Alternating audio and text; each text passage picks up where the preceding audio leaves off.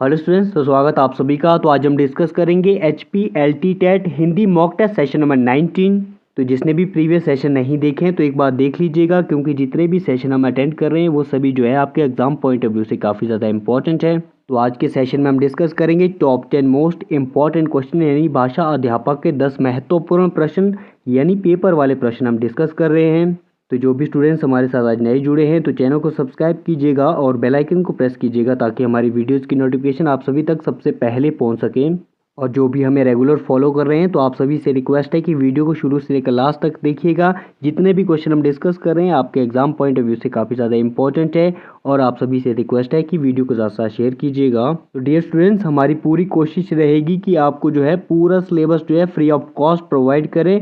परंतु आप सभी से रिक्वेस्ट है, अगर आप लोग पूरा सिलेबस फ्री ऑफ कॉस्ट देखना चाहते हैं तो आपको हमारा साथ देना होगा, यानी आपको वीडियो को ज़्यादा से ज़्यादा शेयर करना होगा और हमारे टारगेट फोकस परिवार को और बड़ा करने में मदद करनी होगी।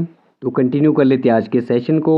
तो क्वेश्चन है, निम्नलिखित विकल्पों में से तत्सम शब्द का चयन कीजिए, यानी आपको इन चारों में से तत्सम शब्द का चयन करना है। ऑप्शन दे रखे हैं गहरा, तीखा, अटारी या फिर निकृष्ट। तो जल्दी से चूज कर लीजिएगा। निम्नलिखित विकल्पों में से तत्सम शब्द का चयन करना है आपको।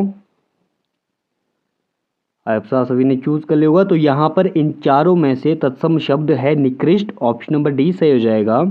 तो अगला क्वेश्चन है, निम्नलिखित शब्दों में से तद्भव शब्द का चयन कीजिए, यानी आपको इन चारों में से तद्भव शब्द का चयन करना है। ऑप्शन दे रखे हैं आश्रम, प्यास, प्रांगण या फिर उद्वेग। तो जल्दी से चूज कर लीजिएगा। निम्नलिखित शब्दों में से तद्भव शब्द का चयन कीजिए। आप सभी ने चूज कर लिया होगा। तो यहाँ पर तद्भव शब्द होगा भाई प्यास। ऑप्शन नंबर बी सही हो जाएगा। तो अगला क्वेश्चन है, शब्द रचना के आधार पर अधोलिखित में से योगरूढ़ शब्द का चयन कीजिए, यानी आपको इन चारों में से योगरूढ़ शब्द का चयन करना है। ऑप्शन दे रखे हैं पवित्र, कुशल, विनियम या फिर जलज। तो जल्दी से चूज कर लीजिएगा। शब्द रचना के आधार पर अधोलिखित में से योगरूढ़ शब्द का चयन कीजिए। आप सभी ने चूज कर लिया होगा। तो इन चारों में से योगरूढ़ शब्द है जलज। ऑप्शन नंबर डी सही हो जाएगा। तो अगला क्वेश्चन है, निम्नलिखित में से कौन सा शब्द देशज नहीं है, यानी आपको इन चारों में से बताना है कि कौन सा शब्द जो है देशज नहीं है। ऑप्शन दे रखे हैं ढिबरी, पगड़ी, पुष्कर या फिर ढोर। तो जल्दी से चूज कर लीजिएगा। निम्नलिखित में से कौन सा शब्द देशज नहीं है। आप सभी ने चूज कर लिया होगा।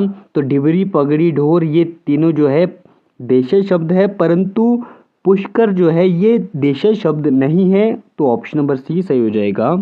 तो अगला क्वेश्चन है, अधोलिखित में से रूढ़ शब्द का चयन कीजिए। ऑप्शन दे रखे हैं मलयज, पंकज, जलज या फिर वैभव। तो जल्दी से चूज कर लीजिएगा। अधोलिखित में से रूढ़ शब्द का चयन करना है, यानी आपको इन चारों में से रूढ़ शब्द बताना है कि कौन सा शब्द रूढ़ शब्द है।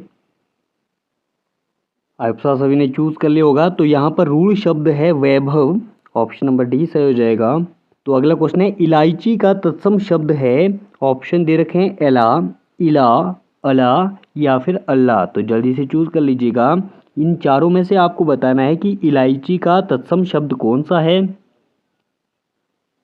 आप सभी ने चूज कर लिया होगा। तो इलायची का तत्सम शब्द होगा एला। ऑप्शन नंबर ए सही हो जाएगा। तो अगला क्वेश्चन है, प्रस्तर का तद्भव शब्द है, यानी आपको इन चारों में से बताना है कि प्रस्तर का तद्भव शब्द कौन सा होगा। ऑप्शन दे रखे हैं पाथर, पत्थर, पत्तर या फिर फतर। तो जल्दी से चूज कर लीजिएगा। प्रस्तर का तद्भव शब्द कौन सा होगा। आप सभी ने चूज कर लिया होगा। तो प्रस्तर का तद्भव शब्द होगा पत्थर। ऑप्शन नंबर बी सही हो जाएगा। तो अगला क्वेश्चन है, हिंदी में प्रयुक्त तुरूप शब्द है, यानी आपको बताना है कि हिंदी में जो प्रयुक्त तुरूप शब्द है ये कौन सी भाषा का शब्द है। ऑप्शन दे रखे हैं अंग्रेजी, उच्च नहीं होगा भाई यहाँ पर, है ना, डच होगा, डच भाषा का शब्द है, रूसी भाषा का शब्द है या फिर फ्रेंच भाषा का शब्द है। तो जल्दी से चूज कर लीजिएगा। हिंदी में प्रयुक्त तुरूप शब्द कौन सी भाषा का शब्द है। आप सभी ने चूज कर लिया होगा। तो हिंदी में प्रयुक्त तुरूप शब्द जो है ये है भाई डच भाषा का शब्द। ऑप्शन नंबर बी सही हो जाएगा। तो अगला क्वेश्चन है, निम्नलिखित में से कौन सा शब्द जो है तत्सम शब्द है। ऑप्शन दे रखे हैं आंख, अग्र, आग या फिर आज। तो जल्दी से चूज कर लीजिएगा। आपको इन चारों में से बताना है कि कौन सा शब्द जो है तत्सम शब्द है। आप सभी ने चूज कर लिया होगा। तो इन चारों में से तत्सम शब्द है अग्र।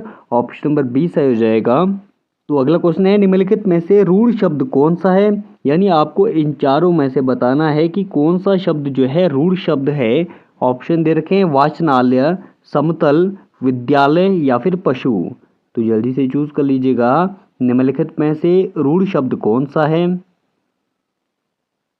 आप सभी ने चूज कर लिया होगा। तो रूढ़ शब्द यहाँ पर होगा पशु। ऑप्शन नंबर डी सही हो जाएगा। तो आज के सेशन में इतना ही करते हैं। आशा करता हूँ कि आप सभी को आज का सेशन पसंद आया होगा। तो अगर पसंद आया हो तो लाइक शेयर सब्सक्राइब कीजिए टारगेट फोकस यूट्यूब चैनल को और बने रहिए हमारे साथ। तो बहुत जल्द मिलते हैं अगले सेशन में।